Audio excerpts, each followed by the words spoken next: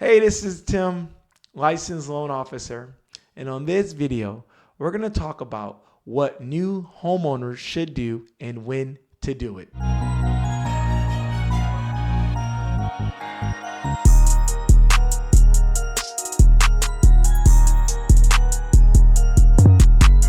Thanks so much for watching.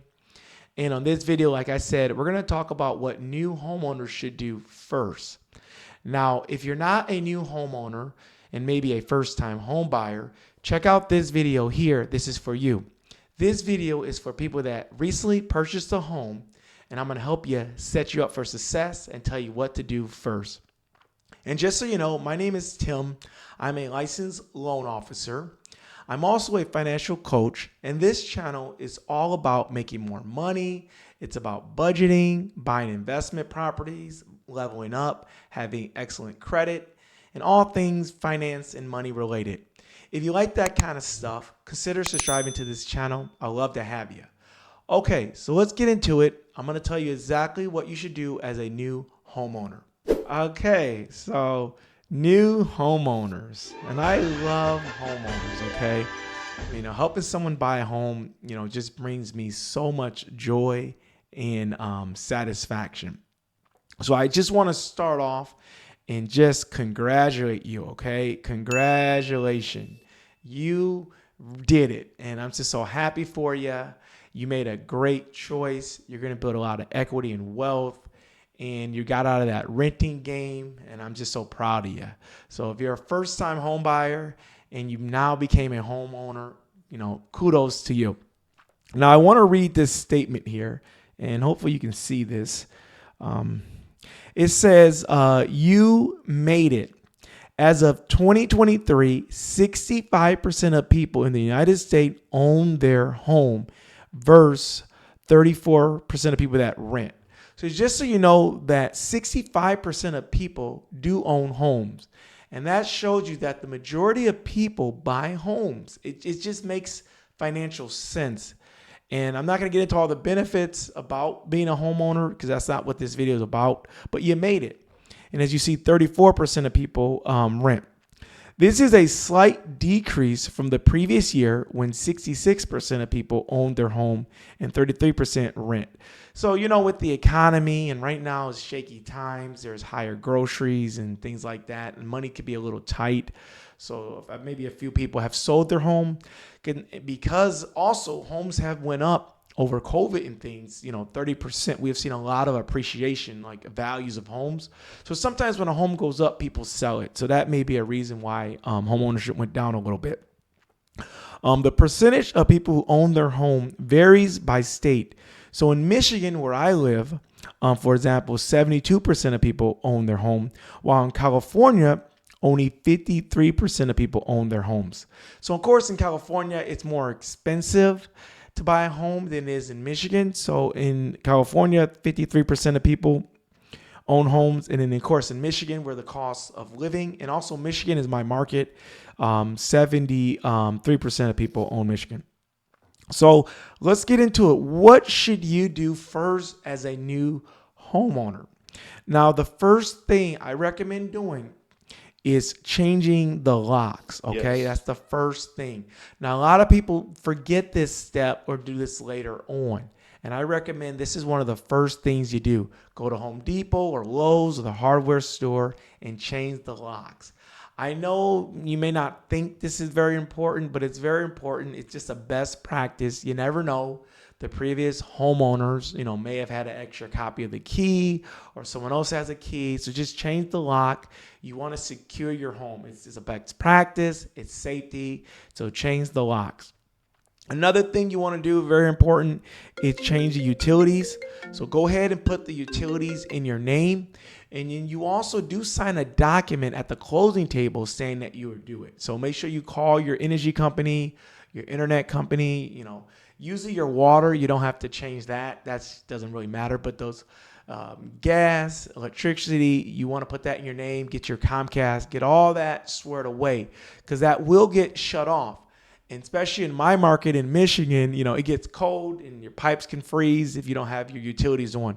So make sure you get those utilities in your name and turned on.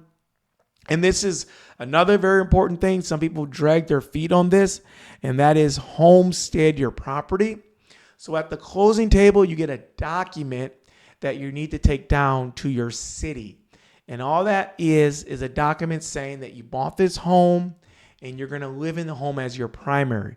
Now, if you don't do this step, the city will think that maybe it's an investment property or maybe it's a second home or something, and you will have a higher tax bracket. And second homes and investment properties do pay a little bit higher taxes by the county, city, and state than a primary. So you want to do this within 90 days. I recommend doing it within the first 30 days. Just get this out the way because you're excited. I know you probably want to paint and do some furniture, maybe some fixer-upper things around the house. And I know you may want to do some other things, but just make sure you go down to the city, and it takes 5 minutes. They're literally going to just stamp it and record it. So it's going to be your homestead property, so your payment doesn't skyrocket. You keep your taxes low. Also, this is something you want to do too, is make sure that your mail is forward. Now, some people forget this. So whatever previous address you had, you want to make sure that your mail comes to your new address. Now, you can go down to your Secretary of State office and do that. You also can go to the post office and do that. I recommend going to both and making sure that your mail gets forward to your new address. You don't want to miss any important things that come through the mail. I know mail is kind of outdated, but there's people that still send things in the mail, so I don't want you to miss anything. Some other things you want to do is get familiar with your home. Now, what I mean by get familiar with your home is walk around the home. Look, check out everything, the attic, the basement, the garage. Get real familiar and take some notes and determine some things that you need to do, some things you'll want to do. You need to know your home inside out. Now, you should know some of this stuff from when you did your home inspection. If you did one, I recommend you do that. But walk around, look around, see things. And it's very important because you can budget for things like, okay, this door is a little old, the siding, or just different things. So get real familiar with your home and, just know your, things that you need to improve, things that may go out, things you need to save for. Get real familiar. You need to know your home inside out.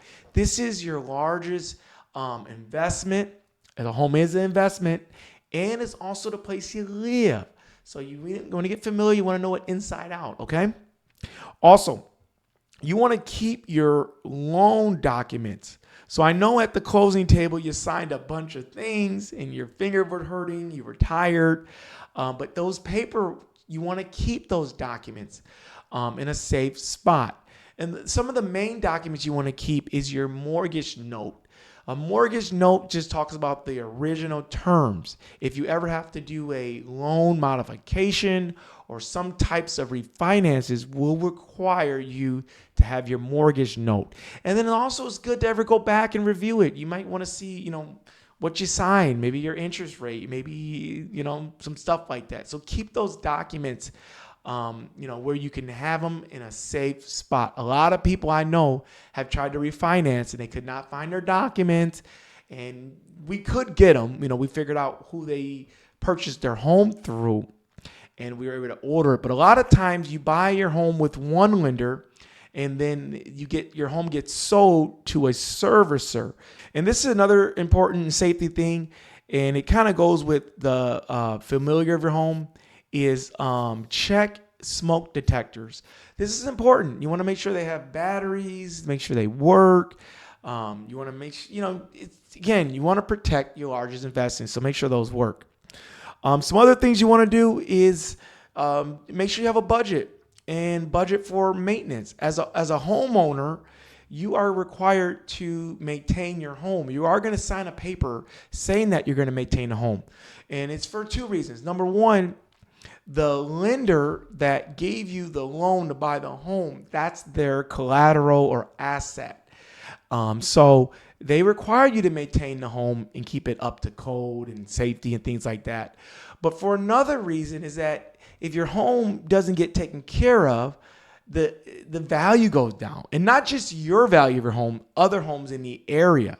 So homes are based on the market. So if everyone's home in a neighborhood looks nice, everyone can sell their home for more. Everyone builds more equity and wealth and appreciation. But if you don't budget for maintenance, you may not have money. With my home, I had to, fix doors, fix a few windows. And what I recommend you do for the budgeting is the purchase price, the purchase price. You want to budget 1%. So if you bought a $400,000 home, you want to budget $4,000 a year. And it's very easy. You take $4,000 divided by 12, and that's the amount of money you want to put away. The last thing you want to do as a new homeowner is have to fix some things and start using credit cards and getting in debt. And I've seen that a lot. People buy homes and rack up a lot of debt, remodeling their home with maintenance and things like that, upkeep, and they get in a lot of debt. So just be prepared to make some repairs and correct some things. Some things you're going to want to do and some things you have to do. Like a new air condition, you have to get a new air conditioner. You just have to have that. But some new floors, sometimes that's maybe a want. A new kitchen, that's a want. So make sure you budget for some of those maintenance. Usually maintenance is just upkeep, just some upkeep, keeping things nice and fresh. Also, this is important too, is start thinking about your personalization. Now, this is fun because you can personalize the home for you. And I love this part. Be creative. But also, I don't want you to take on more than what you can handle.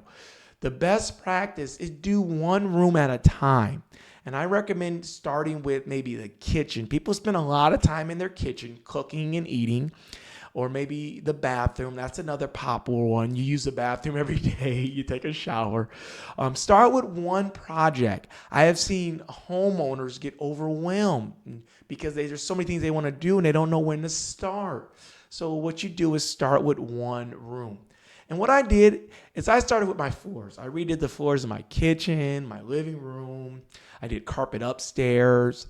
And then I started the painting. I know that's a little bit backwards. You're supposed to paint first.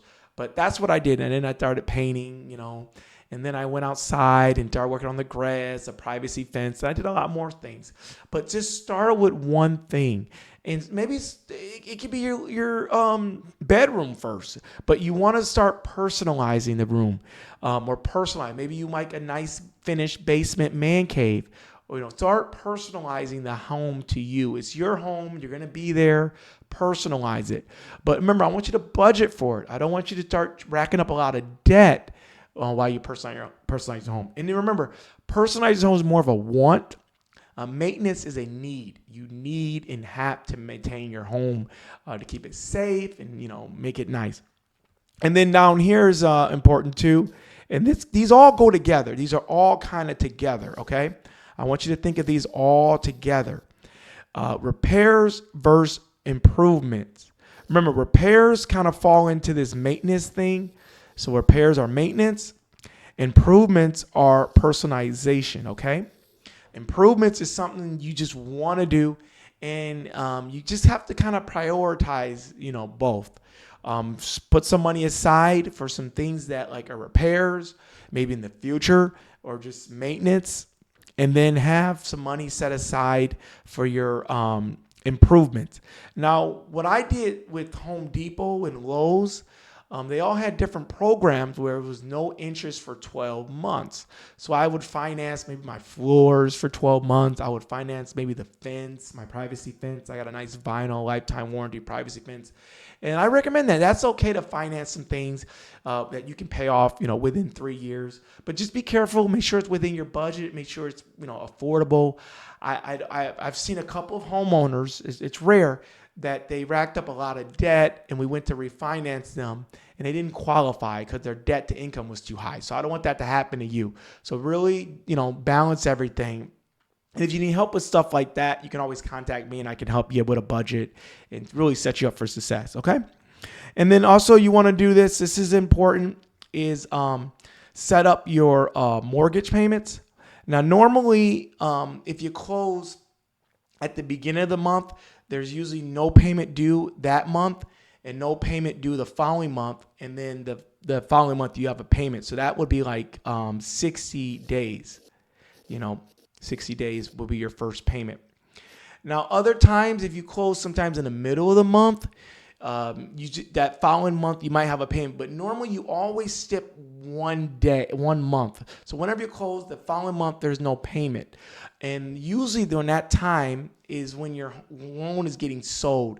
So don't panic. Normally a servicer will send you an email. They'll send you a letter, and you'll know who to make your payments to. But it's very important that you set up your payments. And you're allowed to set up your payments anywhere from the 1st to the 15th. You get a grace period. So your payment is due on the 1st, but they give you a 15-day grace period.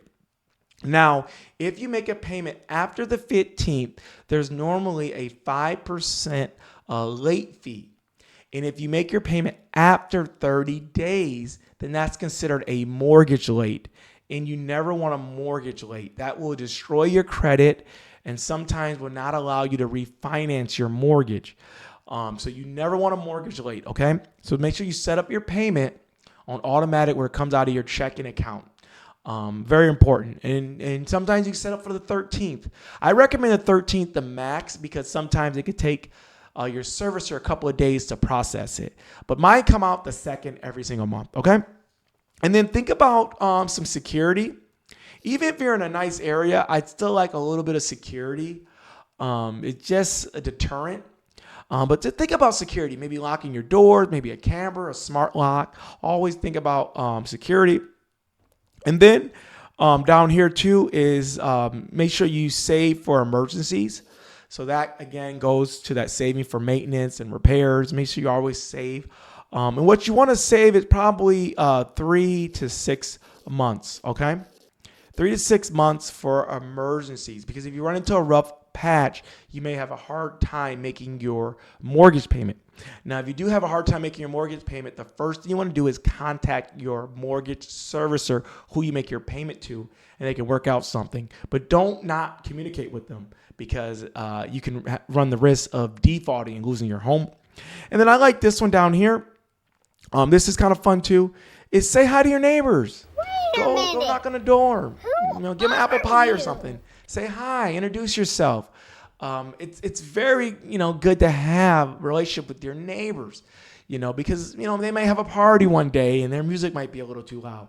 You don't want the first time you talk to them a negative reaction or negative interaction. So go ahead and say hi to them. Let them know you're new to the neighborhood. Talk to them. Also, drive around the neighborhood. Get familiar with the CVS, the grocery store, the gym, things like that. But say hi to them. And my neighbor, we're super cool. He watches my house a little bit. I watch his house. I'm respectful. He's respectful. And it's just great. I have seen people sell their home because they hate their neighbors that much. They got off to a rough patch, and I don't want that. So start off with a good relationship. Say hi to them. Introduce yourself, because neighbors that you don't like can make life a little more difficult for you, like parking their car in front of you, loud music, their dog running around the front yard. There's a lot of different ways. So having a good relationship with a neighbor and you being respectful, them being respectful, you guys all can get along in the community, okay? It's all about, we have to all get along together, okay? Great. I hope this helped you. And these are some things you should do, and I say as soon as possible, within probably the first 30 days, maybe the first 60 days. Take care of these things. Also, if I missed something, drop me a comment and let me know. If you're a new homeowner, drop me a comment, let me know.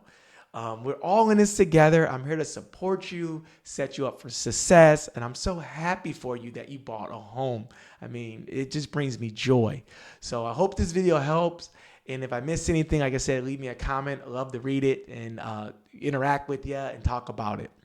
Again, if you are new to this channel, just so you know, like I said, I talk about budgeting, credit, first-time home buyers, how to level up, all that good stuff.